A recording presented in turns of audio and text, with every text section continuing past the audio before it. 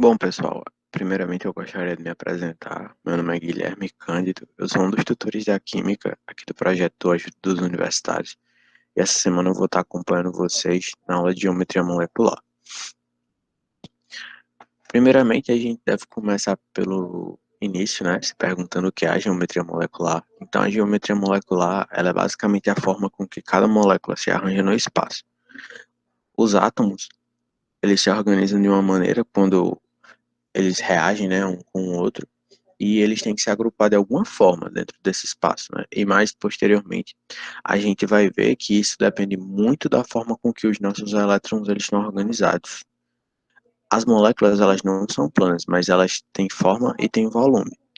A geometria de cada molécula depende do número de ligações que o átomo faz.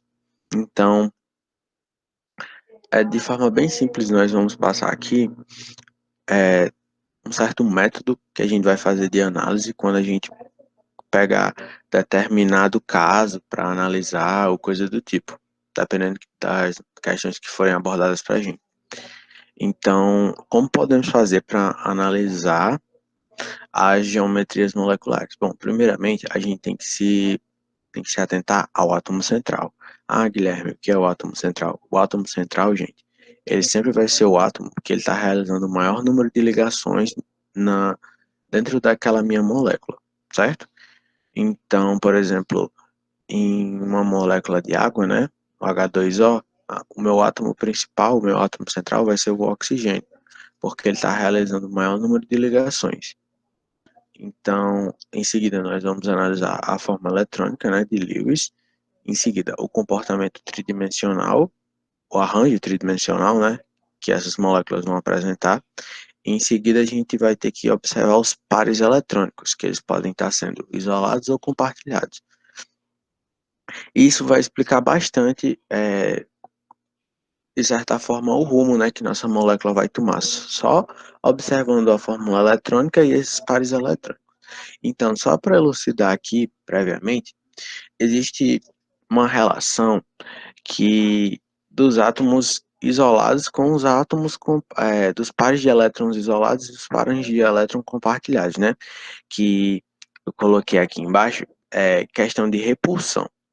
Essa relação de repulsão. Então, basicamente, os meus pares isolados, quando eles se encontram com outros pares isolados, eles vão ter uma repulsão maior. Isso porque a gente tem que imaginar o seguinte: os elétrons, eles possuem energia, certo? Então, nós podemos imaginar, se eu tenho algum ponto de energia no meu espaço em que eu não estou dividindo ela com ninguém, não estou compartilhando essa energia com ninguém, nós podemos imaginar que ela seja bem forte, né?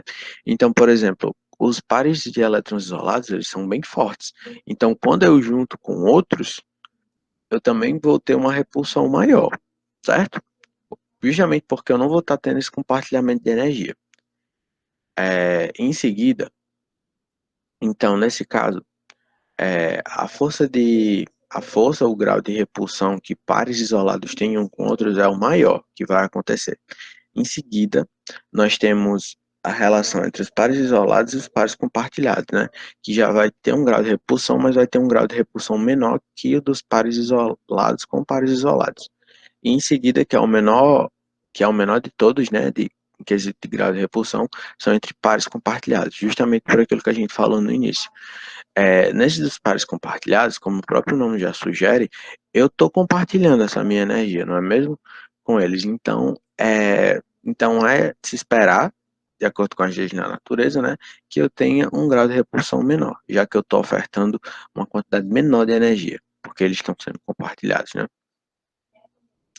Vamos lá. O átomo central ele se caracteriza por ser o átomo da molécula que faz mais ligações.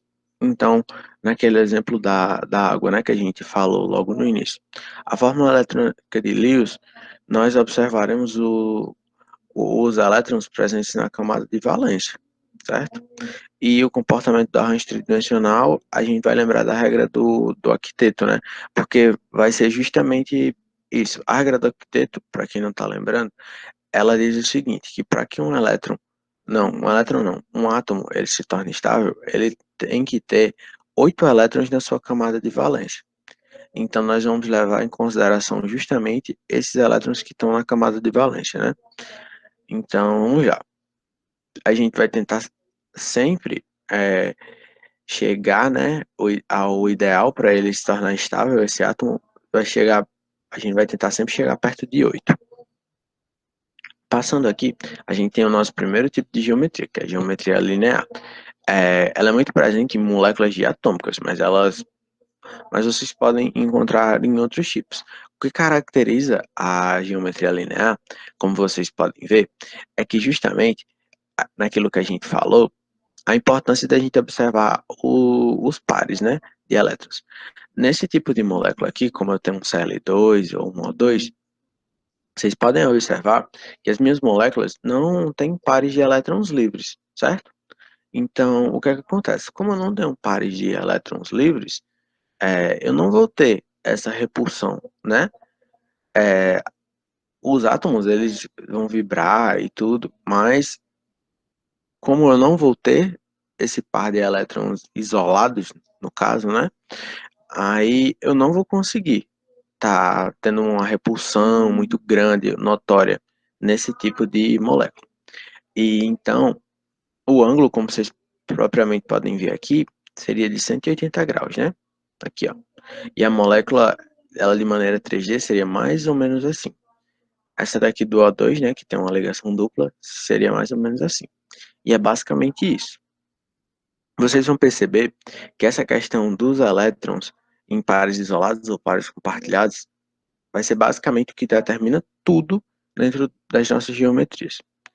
Em seguida, nós temos a angular. Em angular, como o próprio nome sugere, nós temos essa questão desse ângulo, né, que é formado, essa diferença.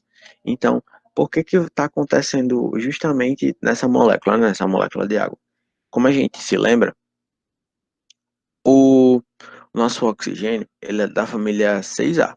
Então, isso quer dizer o quê? Que ele tem 6 elétrons na camada de valência dele. Então, quando a gente compartilhar, né, que isso aqui vai ser justamente uma ligação covalente, né? Eu não tenho metais aqui. Aí, por exemplo, o hidrogênio, ele só tem um elétron. Então, ele vai compartilhar esses elétrons com o oxigênio. O meu oxigênio vai ficar estável, né? A minha molécula de água, assim, ela vai ficar estável. Só que mesmo assim, lembra que eu disse que eles tinham seis elétrons? Vai restar um par de elétrons isolados, ou um par de elétrons livres. Então, esse par de elétrons isolados ou livres, ele que vai causar esse tipo de repulsão, certo? E o ângulo aproximadamente formado aqui, quando realiza esse tipo de repulsão, é de 104,5 graus. Algumas provas podem querer trazer isso para vocês. Em seguida, a gente tem a geometria trigonal plana. A geometria trigonal plana, ela é basicamente, às vezes quando a gente encara assim, de frente a gente pode imaginar que ela tem algum tipo de grau de repulsão, né? Mas nessa imagem 3D aqui, como a gente pode observar, já elucida mais, né, pra gente. É como se a gente tivesse esse tipo de molécula chapada, né, em alguma coisa ou deitada no chão, mas de forma plana ainda, como o próprio nome sugere, né? Então, por exemplo, o que está acontecendo aqui, nessa molécula aqui? A gente pode ver que esse elétron aqui, esse elétron não, esse elemento aqui, boro, se a gente for olhar na tabela periódica, ele está na família 3A. Então, ele tem 3 elétrons na camada de valência dele. E aqui, a gente pode ver que nós temos 3 flúors, né?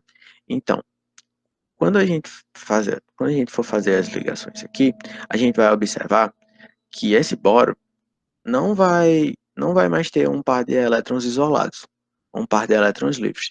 Todos os elétrons que ele tinha na camada de valência, que eram 3, eles vão estar em ligação. Então, eu não vou ter nenhum tipo de grau de repulsão. É apenas a maneira como as moléculas vão se agrupar no espaço, certo? Ó, de novo, ó, ela fica de forma plana. Então, se a gente imaginasse aqui em questão de graus, né, e formasse um círculo, aqui, um círculo ele vai ter o quê? 360 graus. E aqui eu tenho três ângulos, né? Então, a gente vai dividir esse 360 por 3 e vai achar que os ângulos referentes aqui vão ser 120 graus, né? Respectivamente, iguais, certo? Em seguida, a gente tem a geometria piramidal. E então, aqui fica mais claro para vocês por que que essa parte dos pares de elétrons ela é tão importante para a gente poder compreender esse tipo de assunto, né, da química, da geometria.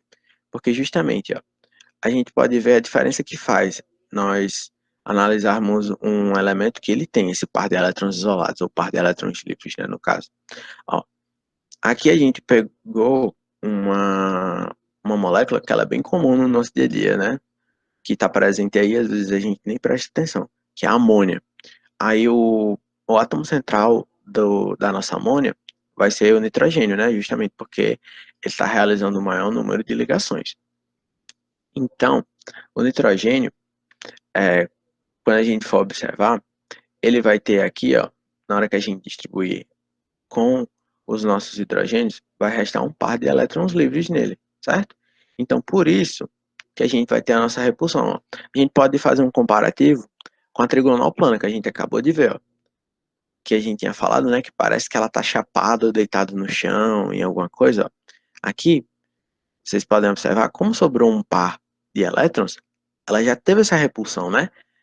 Em comparação aos outros átomos. Então, ela vai ficar basicamente assim, no espaço, certo? E o ângulo aproximado é de 107 graus, ou 107,8 graus, né? Como essa própria figura está nos mostrando, certo? Então, é basicamente isso. A gente, em vez de decorar, muitas vezes, é muito bom tentar entender o contexto, por que que isso está acontecendo, né? Esses tipos de repulsões, eles acontecem justamente por conta desses pares de elétrons, que estão isolados ou livres, né, que causam isso.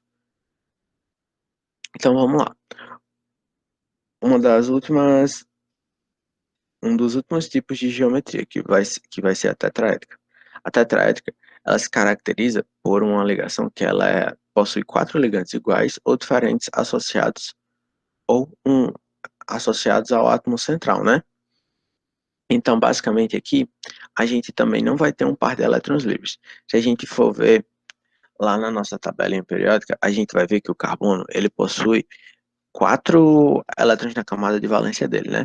E aqui ele está fazendo quantas ligações? Quatro, né? Quando a gente for estudar química orgânica, a gente vai ver muito isso, né? Que o carbono ele só vai poder realizar quatro ligações justamente por conta esses quatro elétrons que ele possui na camada de valência. Então, na hora que ele se ligar aqui com o nosso hidrogênio, né? Que aqui a gente tem o nosso composto bem conhecido, né? Principalmente nas aulas de biologia, que é o metano. Então, o que é que vai acontecer? O meu carbono ele só vai poder fazer quatro ligações. E quantos ligantes eu tenho aqui para eles, né? Eu tenho quatro. Então, justamente, na hora que eu for executar essas ligações, não vai sobrar um par de elétrons livres, né? Ou um par de elétrons isolados dentro do meu átomo central. Então, o que é que vai acontecer? Eu não vou ter uma repulsão nesse tipo de molécula, quando ela se caracteriza assim, certo? Então, quando eu tiver quatro ligantes iguais ou diferentes associados ao átomo central, e eu não. Após eu fazer a minha análise, eu perceber que eu não tenho um par de elétrons livres ou isolados aqui, eu vou poder caracterizar esse meu tipo de geometria como tetraédrica, certo? Então, é basicamente isso, pessoal. Eu espero que vocês tenham gostado. Peço que, se tiverem alguma dúvida, por favor, entrem em contato com a gente, que nós estamos querendo muito ajudar vocês, certo? Boa prova e bons estudos.